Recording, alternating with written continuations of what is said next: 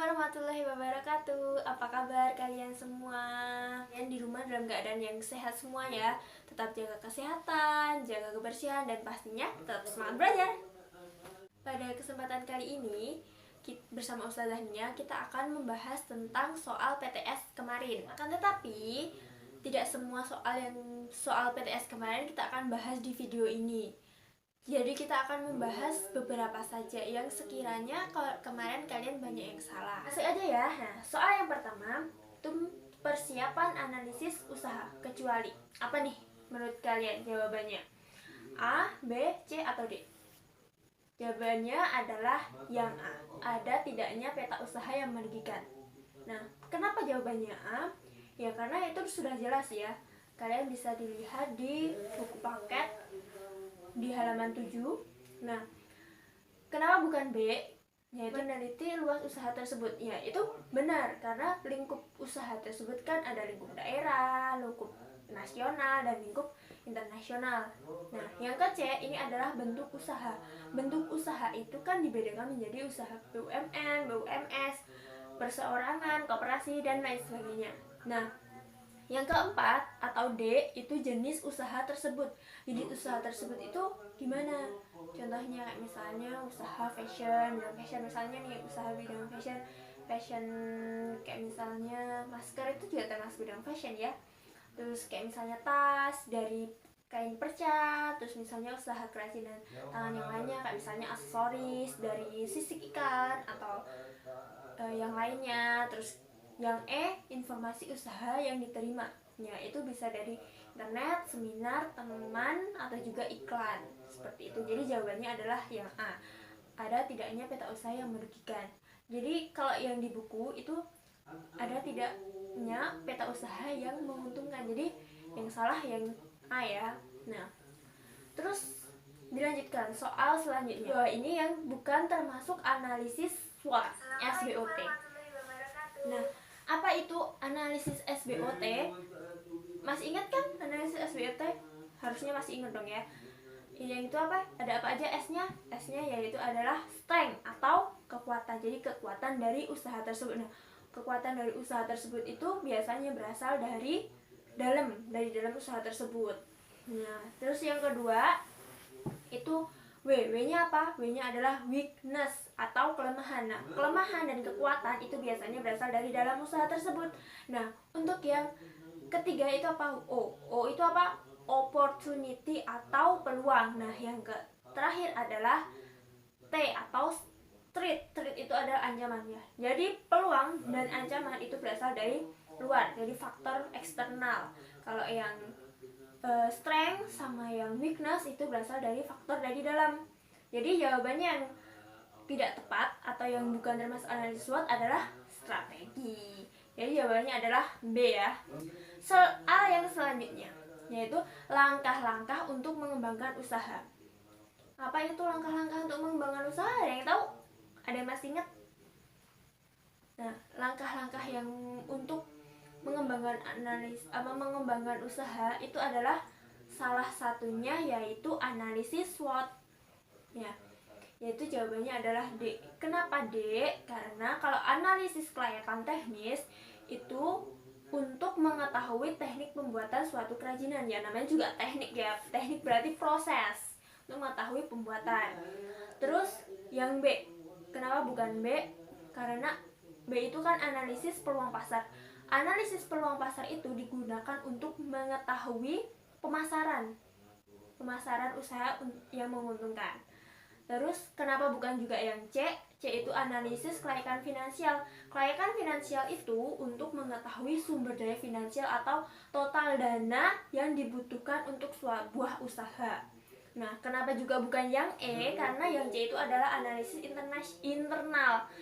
Internal tadi kan berupa kekuatan sama kelemahan. Jadi cuman S sama W aja.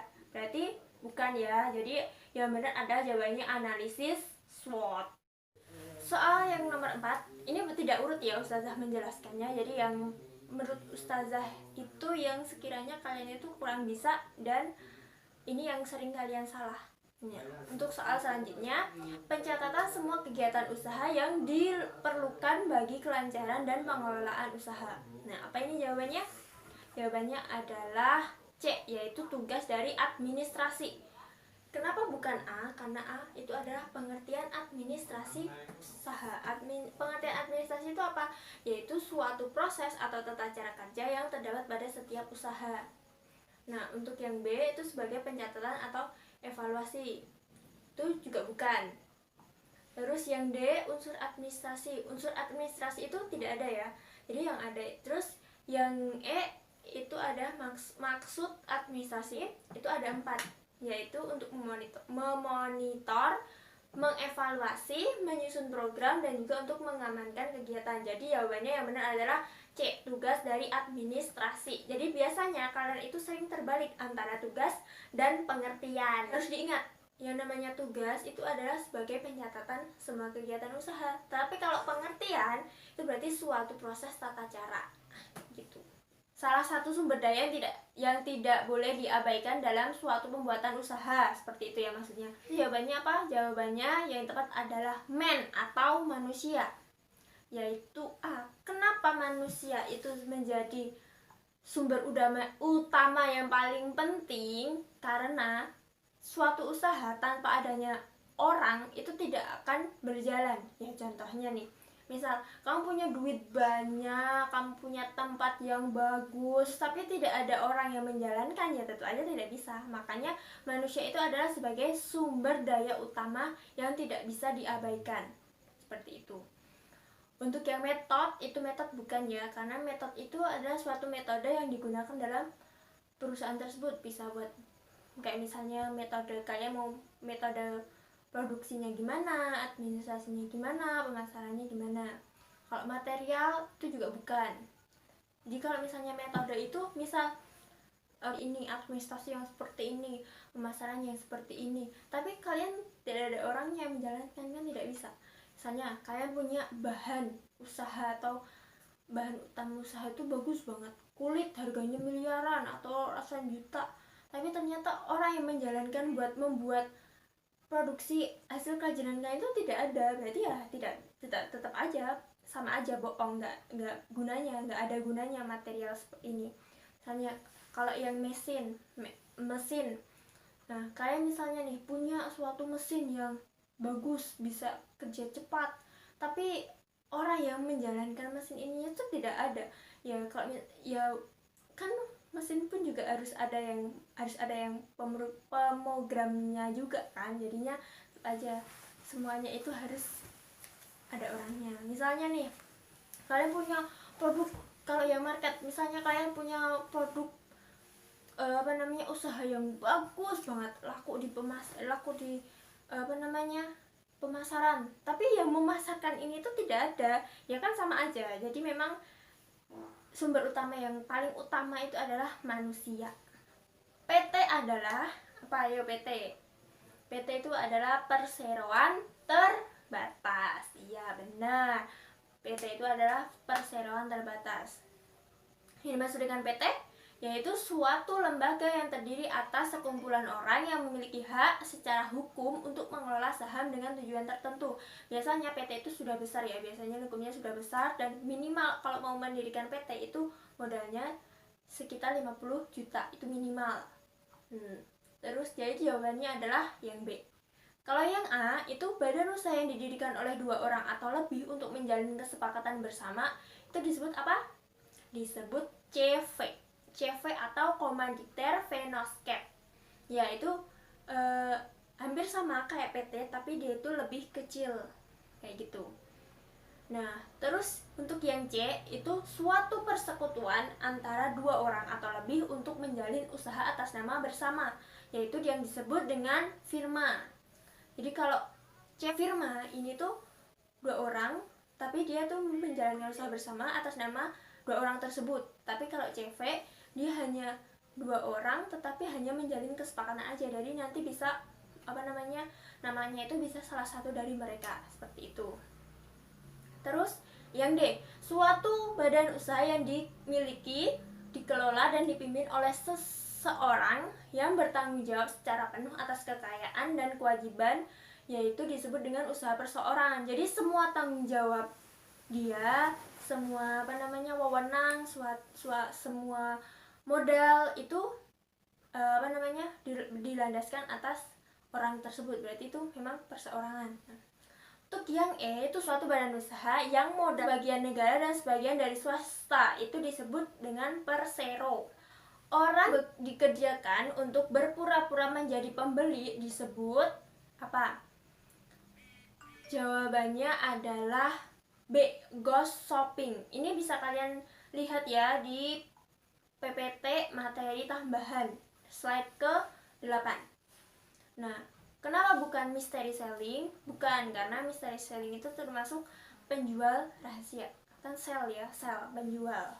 Terus kenapa bukan juga digital marketing? Karena digital marketing itu pemasaran digital atau pemasaran secara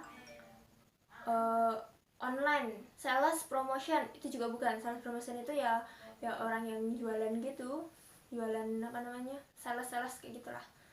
Terus personal selling itu penjualan pribadi, itu juga bukan.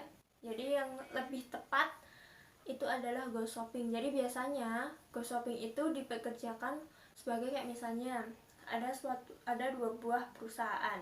Nah, perusahaan yang itu tuh kenapa kok dia tuh misalnya perusahaan A sama perusahaan B.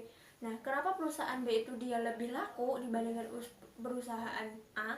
Itu mungkin itu makanya dia si perusahaan A ini dia itu mempekerjakan orang untuk berpura-pura membeli.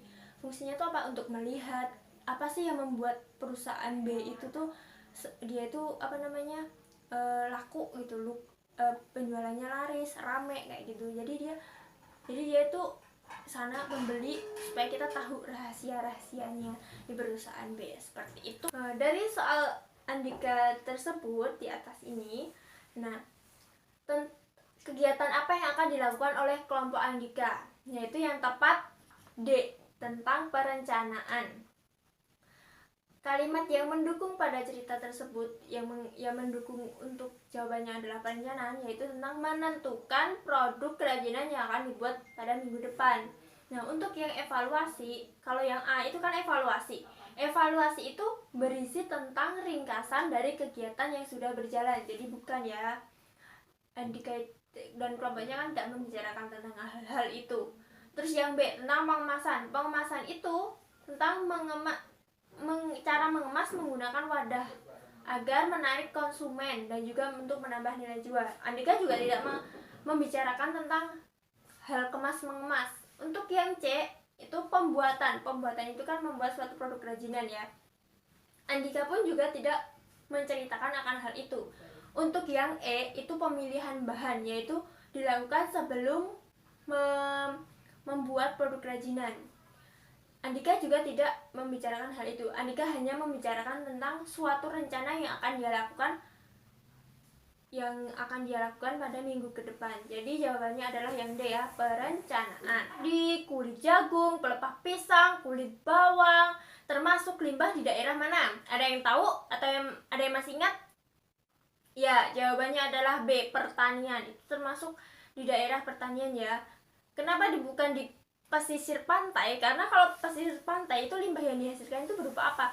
Kerang, sisik ikan, daun kelapa, seperti itu. Untuk yang pegunungan itu menghasilkan limbah seperti apa sih? Kalau pegunungan biasanya daun-daunan kering, ranting kering, misalnya kulit salak juga yang kering, seperti itu. Terus untuk perkotaan, kalau perkotaan itu kan biasanya padat penduduk kayak gitu ya. Biasanya di perkotaan itu banyak limbahnya seperti apa? Plastik, kardus, kertas, itu kan banyak. Terus untuk di perbukitan, itu juga hampir sama kayak yang di gunungan ya. Itu tadi ranting, kering, seperti itu.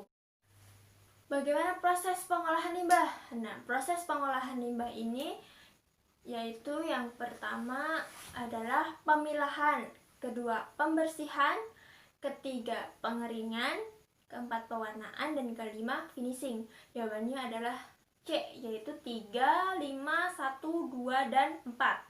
Nah, kita bahas satu-satu ya.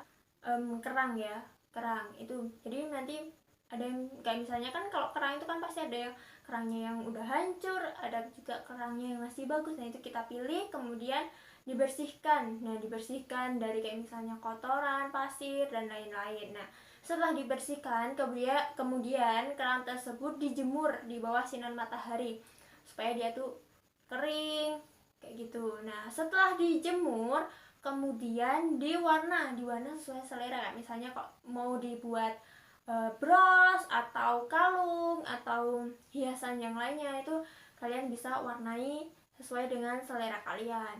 Setelah diwarnai, kemudian baru di finishing. Nah finishing ini nanti bisa juga dengan cara dikasih pilok clear. Pilok clear itu fungsinya supaya untuk mengkilapkan gitu, dan supaya dia tuh juga awet. Harus menjamin keamanan dan dalam penggunaan produk tersebut. Merupakan istilah dari apa? Istilah dari keamanan. Ya, jadi keamanan itu, jadi suatu produk kerajinan dikatakan aman apabila dia itu aman, jadi tidak membuat sakit kalau misalnya digunakan. Jadi misalnya nih, kalian membuat tempat pensil itu ketika digunakan buat naruh tempat pensil, itu pun tidak kayak misalnya tidak merusak tempat pensilnya, juga tidak menyakiti orang yang kayak misalnya mau ambil kayak gitu.